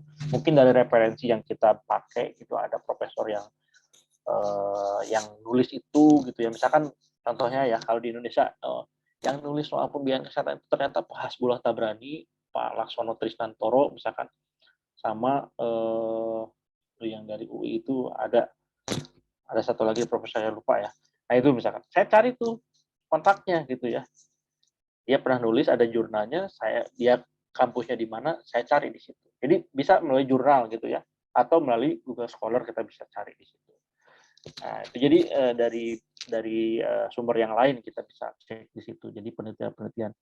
Atau yang kedua itu cari dari profil kampus gitu ya. Jadi misalkan gini, saya itu mau belajar ini, waktu itu saya cari profesor itu, saya cari Center for Health Economy Australia. Itu saya Google aja, Center for Health Economy Australia, Center for Economy Amerika, US gitu ya, atau Center for Economy Jerman gitu kan. Nah, di situ muncul tuh daftar kampusnya, senternya. Kadang-kadang mereka kan disebut center apa, terus kayak di Amerika Center for International Studies ya. Kalau yang S2 saya, jadi fakultasnya itu Center for International Studies gitu. Yang di sini Center for Applied Health Economy, macam-macam. Nah, tadi kalau yang pertama itu dari profesornya, yang kedua bisa dari school-nya, Pak. School-nya apa gitu. Misalkan Mas Julmi contohnya ya, misalkan mau psikologi perilaku perkembangan misalkan, cari school yang fokus punya penelitian di situ. Nah, kita cek biasanya kalau di luar semua data dosen dan penelitiannya, CV-nya itu ada di web gitu. Nah, tinggal kita search aja gitu di situ, pakai keyword lah. Ini sebetulnya kemampuan browsing. Modalnya tuh kemampuan browsing ya. Di situ kita punya keyword kita apa, nama kampusnya, nama profesornya. Nanti cari tuh ininya, emailnya gitu. Biasanya kalau di luar negeri ada emailnya, ada bahkan kantornya, ada nomor teleponnya. Jadi seperti di sini, saya dapat di sini karena PhD ya, saya dikasih meja, saya dikasih line telepon, saya dikasih laptop, saya dikasih kantor ya istilahnya. Jadi orang kalau mau bisnis tuh bisa lewat saya, lewat gitu. Jadi kasih kantor. Nah, profesor juga sama seperti itu, semua punya line-nya, semua punya desk-nya, semua punya emailnya. Nah, kalau udah ketemu, nah saya kemarin kalau saya sih bikin daftar dulu, Pak. Daftar dulu. Fakultasnya apa? Oh, di fakultas ini ada 5 profesor yang penelitiannya sama dengan proposal kita gitu ya. Ada 7 profesor. Nah, misalkan kita punya bikin 40, saya tadi ya, 30, 40, karena profesor ini kan sibuk-sibuk semua. Dia penelitian, dia ngajar, dia kadang-kadang sabatikal ya. Kalau di luar negeri kan ada sabatikal, jadi dia profesor itu boleh cuti 1 semester untuk penelitian atau jadi konsultan di tempat lain. Gitu. Jadi dia nggak ngajar, nggak ngapa-ngapain, penelitian aja atau kerja. Gitu. Nah, kita bikin listnya tuh, list emailnya yang sesuai dengan relevan itu. Kalau saya dulu, saya bikin draft draft email ya, kata-katanya bukan assalamualaikum ya atau apa ya. Halo Profesor, nama saya Denny gitu kan. Saya punya pengalaman pernah meneliti ini, saya ingin meneliti ini. Apakah profesor bersedia menjadi supervisor gitu kan. Gitu aja sederhana. Jangan terlalu panjang-panjang juga karena kan mereka orang sibuk semua ya. Jadi mungkin salah satu pengalaman juga teman-teman kalau kita kuliah di luar negeri ya, di sini juga kemarin saya berkomunikasi sama teman-teman yang di S2. Kita kadang-kadang kalau di Indonesia itu ngejelasin tuh sepanjang-panjangnya bagus gitu ya. Tapi kalau di luar negeri kadang-kadang lebih pendek tapi padat lebih bagus. Jadi kita bikin 2-3 kalimat aja, kasih CV ya, sama draft proposal, kirim ya, tinggal aja dirnya ganti-ganti gitu ya, kirim. Karena profesor itu sibuk tadi, mungkin kita kirim sekarang jawabnya bisa sebulan ya, nggak akan datang seminggu gitu ya. Kalau 3 hari cepet banget, itu 2 minggu macam-macam. Nanti dari sana macam-macam tuh profesor itu, ada yang nggak jawab ya, ada yang jawab terus dia bilang langsung nolak, mohon maaf saya sibuk atau saya sudah banyak di bimbingan saya gitu ya, saya nggak bisa jadi supervisor. Ada yang jawab saya bukan bidangnya itu, kamu salah gitu, kamu mungkin dia akan kasih rekomendasi atau yang dia nggak jawab sama sekali. Ada yang tertarik, oh iya saya tertarik, saya mau jadi supervisor. Ada yang saya pernah tuh di UNSW gitu ya, di Universitas of New South Wales itu profesornya ngasih ujian dulu gitu ya, saya tertarik jadi pembimbing kamu tapi kamu saya uji dulu, dikasih tugas, kita bikin suruh resume artikel, suruh jawab pertanyaan dan segala macam, suruh Zoom meeting dulu dan segala macam gitu, jelasin dulu apa macam-macam. Nah itu baru kita ya cukup 1 aja ya supervisor gitu. Nanti setelah sudah dapat supervisor, kita baru bisa daftar ke kampus. Biasanya kalau daftar PhD itu memang harus menyatakan atau harus menunjukkan bahwa kita sudah berkomunikasi dengan salah satu profesor. Artinya harus sudah ada pembimbingnya dulu. Sudah ada profesor yang bisa dia jadi pembimbing. Kalau nggak bisa, biasanya nggak bisa kita submit tuh ya aplikasi kita di aplikasi kampus itu gitu. Jadi seperti itu Mas Julmi. Jadi sebetulnya kerjanya sekali gitu ya, tapi ngirimnya berkali-kali. Dan kita harapkan ada yang nyangkut ya, ada yang nyangkut itu, ada yang sesuai gitu. Jadi ya saya kirim 40 atau 50 profesor, yang balas mungkin cuma 5. Jadi ini teori kemungkinan aja. Mungkin gitu ya. Oke, baik. Alhamdulillah semakin tercerahkan Pak Denny, terima kasih. Baik. Gimana Pak? Mungkin cukup dulu kali ya Pak ya, 3 pertanyaan yang langsung dan di kolom chat 1. Berhubung Bapak juga udah semakin larut malam di sana Pak. Baik, boleh. Kalau masih ada sih nggak apa-apa nih. Oke, mungkin kita 1 kali lagi kali ya. Masih ada tapi nggak, kalau sudah cukup mungkin nggak ada apa-apa. nih. Teman-teman ada yang mau bertanya lagi nggak? Kalau ada silakan raise hand nih. Ini 1 pertanyaan terakhir nih. Ada teman-teman? Iya, ada Kak, saya. Oh ya, siapa? Saya Ica, Kak. Oke, silakan Ica. Ini ada terakhir, Pak. Silakan Ica. Baik, terima kasih banyak Kak Andi dan Pak Denny atas waktunya. Sebelumnya izin perkenalkan, saya Ica Rizky Fitriah. Saya mahasiswa semester 7, diploma 4 ortotik prostetik. Nah, pertanyaan saya, kalau misalnya sebelumnya S1, misalnya saya lulus nanti di tingkat sarjananya itu diploma, Pak. Terus tiba-tiba saya maunya S2-nya nggak diploma, maksudnya bukan jadi ngambillah magistra S2 gitu, Pak. Kalau misalnya di Indo kan yang saya tahu antara diploma, walaupun diploma 4, emang setara S2, tapi kan tetap beda ya, Pak. Nah, kalau misalnya untuk beasiswa itu, apakah ada perbedaan sama seperti pendidikan yang di Indonesia, atau memang baik mau diploma atau sarjana itu sama aja, Pak, ngelanjutinnya tetap ke S2 juga, karena yang pernah salah satu dosen saya bilang kalau misalnya saya lulus sarjana terapan berarti sama aja nanti S2 saya juga harus sarjana terapan, magister terapan. Seperti itu, Pak. Terima kasih. Baik, Pak, silakan, Pak. Ini saya kurang paham nih ya, tapi ini yang saya pahami aja ya Mbak Ica ya, yaitu tergantung sistem pendidikannya masing-masing. Tadi itu contoh kasus tadi itu kalau di Indonesia misalkan, di Indonesia macam-macam juga, ada psikologi misalkan yang masuk psikologi itu ada yang harus dari IPA, ada yang boleh dari IPS ya. Yang Kesmas juga kalau di UHAMKA, kalau nggak salah harus IPA ya, nggak boleh IPS gitu. Karena memang di sistem pendidikannya atau di kita mungkin masih aturannya seperti itu gitu. Jadi akan tergantung nanti Mbak Ica mau ke negara mana gitu ya, atau mau ke sistem mana yang dituju.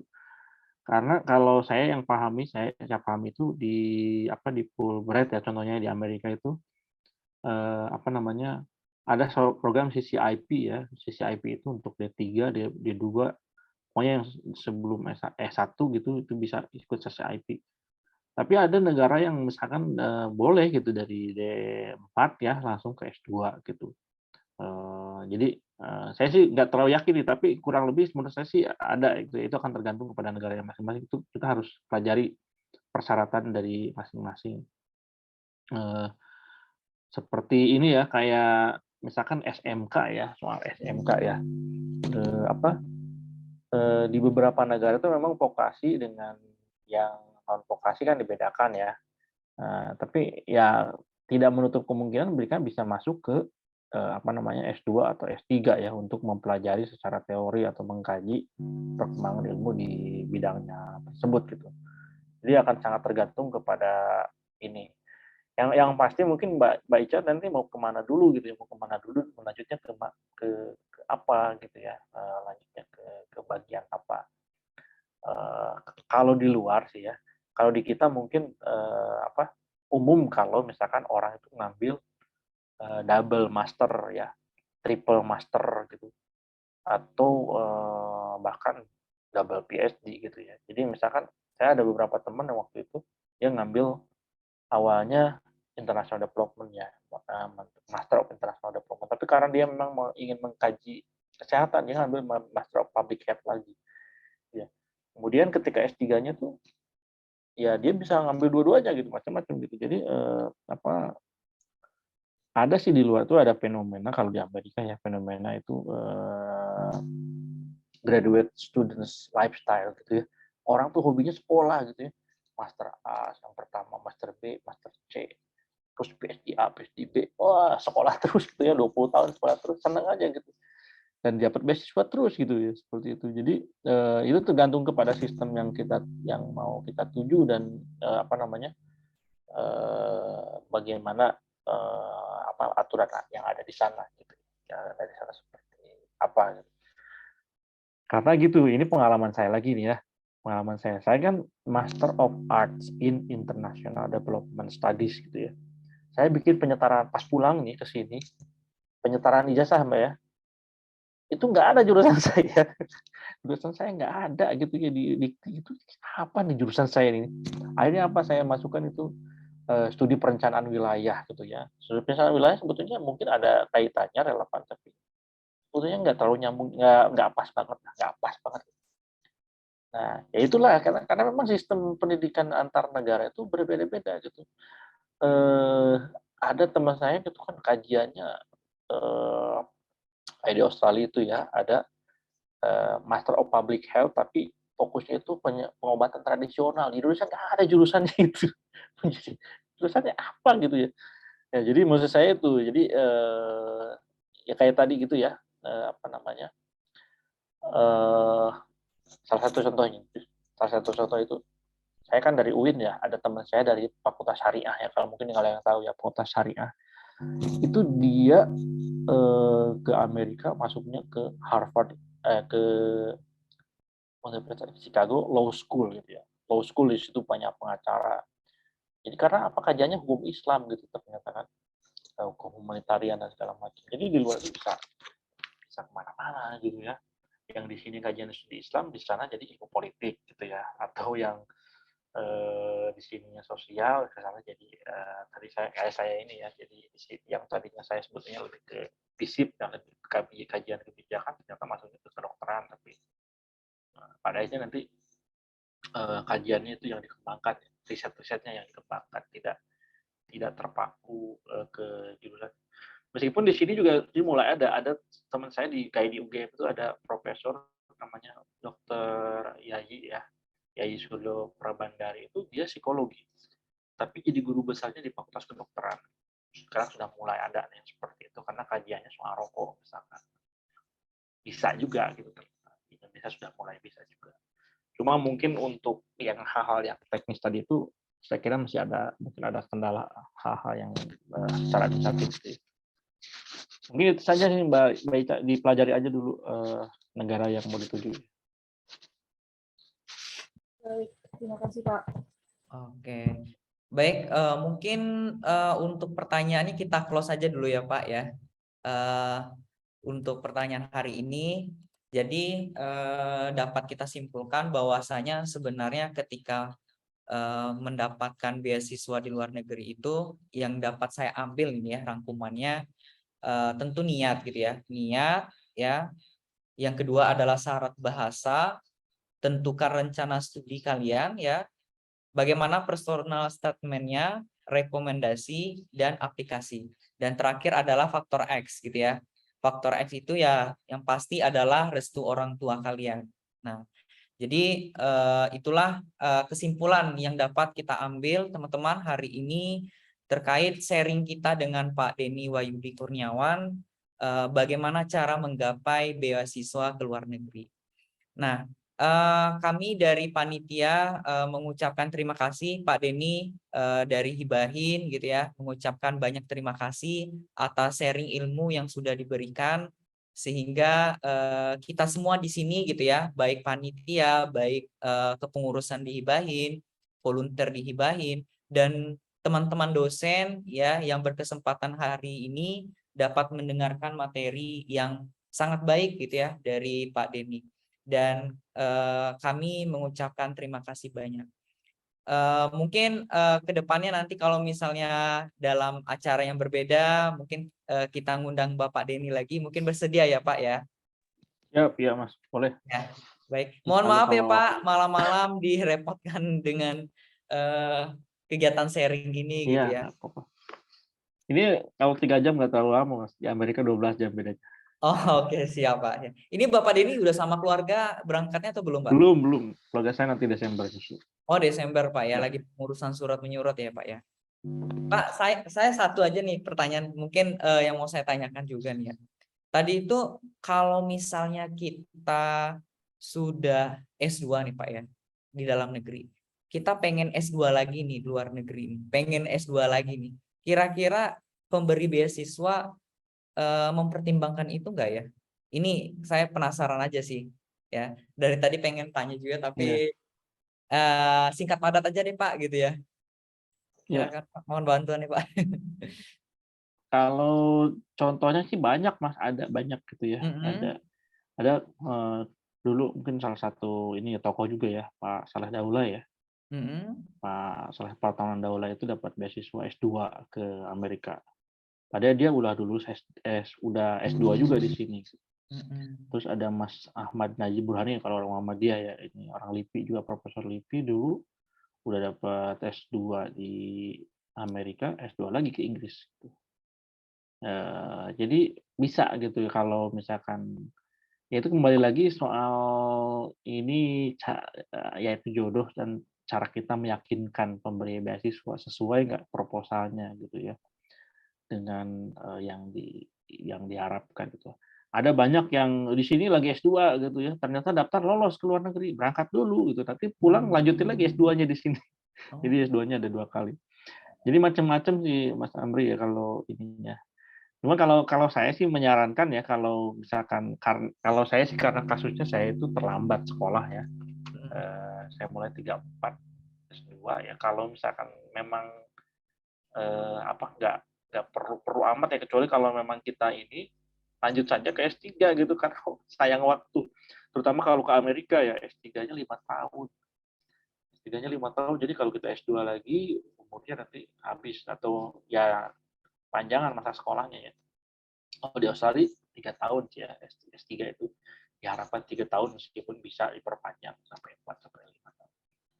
Cuma kasusnya banyak, itu ada beberapa yang bisa ya dapat beasiswa S2 meskipun dia sudah lulus S2. Nah, mungkin ketika daftar bisa jadi yang dipakai cuma S1 gitu ya. Yang dipakai cuma S1. Tapi mungkin masih memungkinkan sih menurut saya sih. Pada akhirnya yang akan diuji itu atau yang akan dilihat itu why-nya gitu. Kenapa harus belajar lagi S2 gitu ya? Atau kita ya itu tadi meyakinkan kenapa kita bisa harus dapat satu slot dari beasiswa itu, alasannya kenapa gitu ya, signifikansinya. Itu mungkin Mas Amri ya. Ya, terima kasih Pak Denny. Ini tercerahkan nih Pak. Soalnya kan kadang-kadang kan kalau beasiswa di Indonesia, kita sudah ngambil di Indonesia, tapi kita mau coba beasiswa dari Indonesia kan ada ya pelarangan. Oh, kamu sudah S2 nggak boleh lagi. Kan informasinya seperti itu. Seperti LPDP, itu kan mereka kan kalau kita udah dapat beasiswa, kita udah S2 kan nggak boleh lagi Pak. Gitu ya. Nah, ini saya tercerahkan nih. Ternyata kalau satu beasiswa nggak boleh biasanya Mas. Ya, saya baru tercerahkan nih Pak. Ternyata kalau di luar negeri kita sudah S2, kita mau ngambil beasiswa luar negeri, ngambil lagi ya, boleh ternyata boleh. gitu ya. Ya, baik. Kalau memang ini kalau beasiswa sama itu biasanya dia karena kan terbatas ya. Seperti saya contohnya Fulbright ya. Saya S2 Fulbright. Saya S3-nya nggak bisa Fulbright lagi tuh. Karena sudah degree mungkin itu karena isunya bukan isu boleh atau tidak, tapi isunya pemerataannya equity gitu. Jadi kalau misalkan udah dikasih S2 dari sini, mau dikasih S2 dari sini lagi untuk jurusan lain, mungkin biasanya nggak bisa kalau satu beasiswa ya. Itu maksud saya kasusnya itu tadi dia dapat beasiswa dari kampus, misalkan dari UHAMKA gitu, di UHAMKA kuliah. Terus dia apply cheapening yang dari Inggris atau dari Australia, itu bisa gitu. Karena kan beda pemberi beasiswa berbeda. Gitu. Tapi kalau satu beasiswa sih mungkin nggak bisa ya kan ya Mas. Kalau satu beasiswa lebih ke soalnya isunya adalah isu keadilan ya, isu supaya semua orang bisa dapat lebih banyak. Itu mungkin hampir mirip dengan isu ini sekarang mungkin lagi banyak didiskusikan itu soal kalau dulu kan ada ada perbedaan misalkan untuk yang bawa keluarga dengan yang tidak bawa keluarga gitu ya.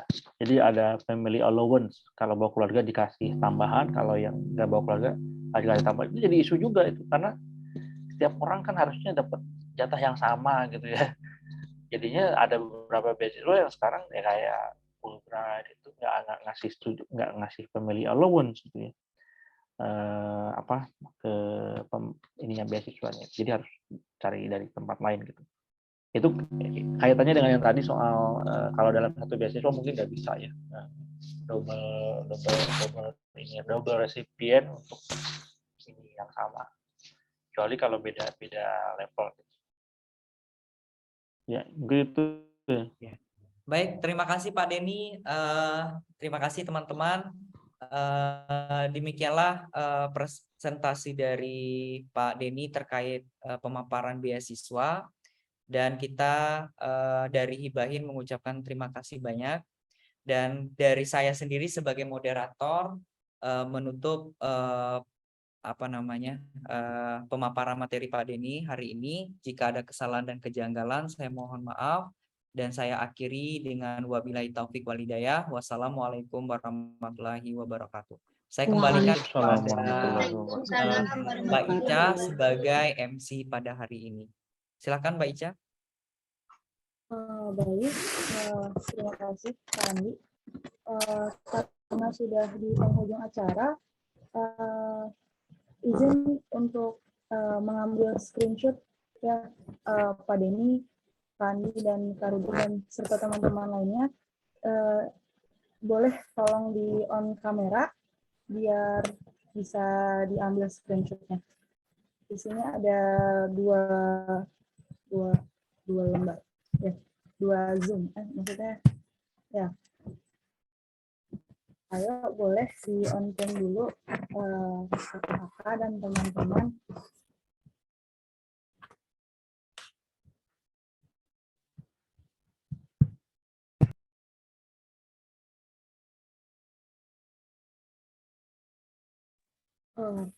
Oke. Kak, izin, suara saya putus-putus kayak. Aman Mbak Ica, aman. Baik. Kita langsung ambil screenshot aja ya. Untuk di yang halaman pertama, boleh dikasih senyum yang paling manisnya. Oke. 1, 2.